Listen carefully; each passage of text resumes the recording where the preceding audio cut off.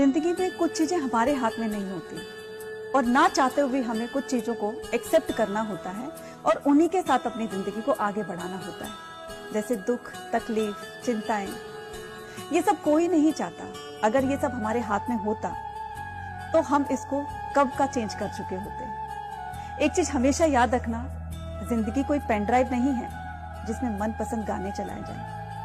जिंदगी तो एक रेडियो की तरह है कि जिसमें कब कौन सा गाना बज जाए पता नहीं चलता और वो गाना हमें सुनना ही होता है। इसलिए अपनी जिंदगी में कभी कुछ अच्छा हो रहा है तो उसको भी स्वीकार कीजिए और कभी कुछ बुरा हो रहा है तो उसको भी स्वीकार कीजिए। हो सकता है आगे आने वाला गाना हमारी मनपसंद का हो, है ना?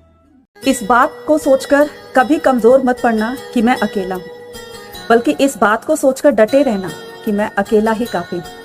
क्योंकि सफलता के शिखर पर, सिंहासन पर और मृत्यु के दौरान इंसान अकेला ही होता है। इसलिए आप अकेले ही काफी हो अपने सपनों को पूरा करने के लिए और सफलता के शिखर तक पहुंचने के लिए, है ना?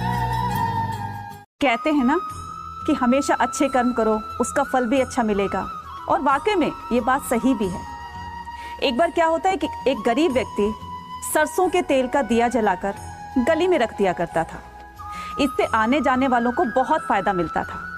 उसी के साथ में एक अमीर व्यक्ति भी रहता था और वो हमेशा मंदिर जाकर घी का दिया जलाता था। मरने के बाद जब दोनों यमराज के पास गए तो जानते हो क्या हुआ?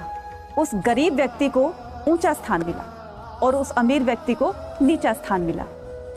ये देखकर उस अमीर व्यक्ति से रहा नहीं गया और उसने यमराज से पूछा कि ऐसा क्यों?